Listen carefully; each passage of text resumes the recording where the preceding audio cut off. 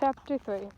Jaden is a living, breathing miracle, and not just because he made it to school on time, courtesy of a 3.5-minute shower, or because Grams didn't smite him before he could become a real-life teenager. The good Lord has bestowed me with little extra grace this morning, just for you, she said. No, Jaden is a miracle because it's 1:52 p.m., right before the last period of the day, and he has managed to walk nearly every hallway of Carter Middle, plus the library and cafeteria, all while keeping his brand-new Kendrick canes just as crisp and unscuffed as they were when he pulled them out of the box that morning. Indeed, if meeting Roddy Buckner was a big welcome to 7th grade and the rest of your life, chocolate cake with 3 layers and a crunchy cookie middle, scoring the latest KKKs was a mound of whipped buttercream icing, light and fluffy, and drizzled with strawberry glaze that spelled Jaden's name in a swoopy cursive. Jaden was surprised to find that his mom had already left for work by the time he got back from the blocks. Her boss wanted her there an hour earlier than normal, so she couldn't kiss Jaden goodbye on his first day of school, like she normally did. Jaden wasn't upset or sad about it, though, because once Grams had told him that his mom had left something special for him on his bed, anticipation shoved a negative feeling aside. Grams made Jaden jump in the shower before he even thought about checking out his gift. Do not pass go and do not collect $200, she said. But 210 seconds later, he was standing dripping wet and jaw slack in front of the most wonderful surprise he'd ever gotten. Jaden dressed quickly in his solid polo and khaki shorts, loosened the strings of his new kick so that he could get his foot in with ease, sans creasing, and slipped them on ever so carefully. Then he stood up and angled his right foot and left as if he was the newest kid endorser for Kendrick Cane's sneakers and apparel, posing for his very own advertisement.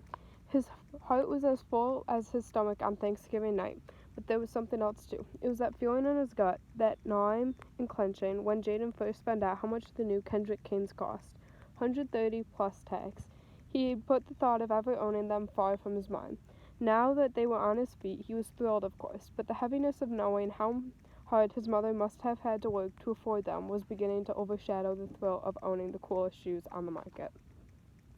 Jaden sat down on his bed and considered taking the shoes off and telling his mother to return them.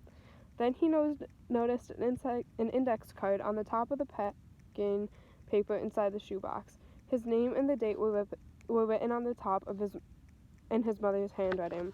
Below it read, "Son, I love you more than you will ever know, and I believe in you more than you will ever know. Whenever you want to play in the NBA like Kendrick Cane or fly to the moon, you have the potential to do it all and more. When you wear these shoes, I want you to remember that." Now, 7 hours later, Jaden still had the flyest kicks in all of Carter Middle, and even more important, he was just one more class away from hoop group. Just 55 more minutes of first day get-to-know-yous and what to expect, and he'd be able to show all the kids from last year, and some new kids, too, how much his game has improved. Jaden's last class was creative writing, and he is far from thrilled about it. He's not interested in poetic thinking or emotional exploration, but there is perhaps a slight silver lining. If he and his classmates are going to be forced to find their voices, at least they didn't have to do it until the last period of their day.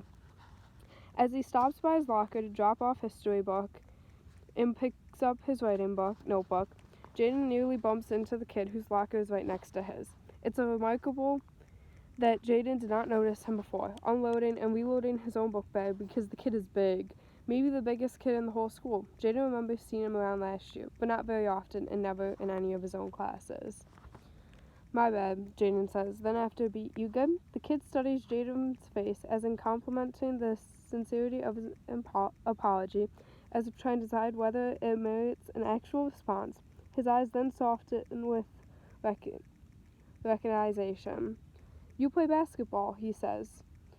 "With hoop group?" "Yeah, I do," Jaden says, immediately at ease. "I'm Jaden, by the way." "Cool, I'm Anthony. I thought you looked familiar." He pauses, looks down at his feet. "Hoop group practice starts today, right?" "Yeah, today's the first day." Basketball is Jaden's whole life, and he probably knows every other kid his age who plays around town. He definitely knows all the kids at Carter Middle who'll be trying out for hoop group, and Anthony definitely isn't one of them. That's not to say this team couldn't use him, though. With his size, Anthony looks like he could easily pass for a high school sophomore. "I didn't know you hooped," Jaden added. Anthony's head dips lower. Well, I didn't. I got into a situation last year. A situation? A fight, I guess. Well, yeah, it was a fight. I got into it with this kid in the cafeteria, and it was a whole thing. And now I kind of don't have a choice about basketball. Well, not kinda. I don't have a choice. Jaden's wheels were spinning as he listens to Anthony talk, and finally he remembers. He wasn't in the cafeteria when it happened, when Anthony blasted Tyson Rowley in front of half the sixth grade, but he certainly heard about it. Within minutes, the news tore through the Carter Middle School hallways. Jaden got the story from Sophia Cameron, who had a crush on him since 4th grade, and as a result makes it her business to keep Jaden upgraded on everything else. First, Anthony asked for Tyson's bologna sandwich, then his homework and his phone. Sophia said, her head swiveling right to left, just like a real-life SMH hashtag. Tyson just handed everything right over, too. Didn't say a thing and probably would give Anthony the shoes of his feet if he would have asked. Crazy thing is, the more Tyson gave him, the madder Anthony got. Jaden kept nodding and in all the right spots, and Sophia just kept talking, yapping away like she was an anchor on the evening news. By the time Tyson slid his iPhone across the table to Anthony, your boy had enough, okay? One hit laid Tyson out. I mean smooth out. Principal Kim had come to break up the fight, but between me and you, Sophia said this as if it was a real private conversation between the two of them and not school gossip. It wasn't a fight, not at all. Tyson never had a chance. Jaden looks at Anthony now, all 5'10" and 175 of him, and immediately understands how he could overwhelm a kid like Tyson or any other kid. He also decides to stay on Anthony's good side. I heard about that, Jaden says. Yeah, you and everybody else in the school. Anthony shrugs. It's cool now, though. Tyson's parents wanted me expelled, but Dr. Kim gave me another chance. She just said I gotta join hoop group to put all my anger and energy into something productive. Jaden couldn't help but laugh when Anthony throws up his air quotes. With another shrug, Anthony pulls his notebook from his locker that is identical to Jaden's. He also puts out a copy of the collected poems of Langston Hughes. When Anthony catches Jaden to look at it, he quickly slips it into his backpack.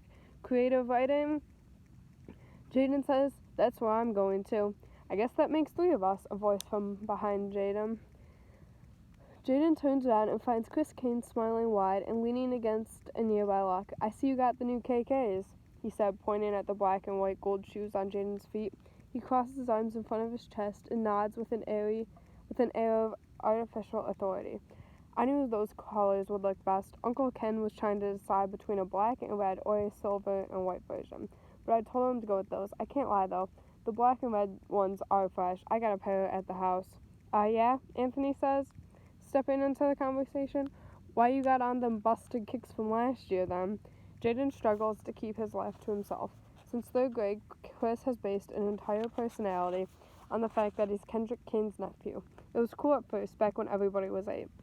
Now it's just old and annoying, especially since Chris's bloodline has done very little for his basketball abilities.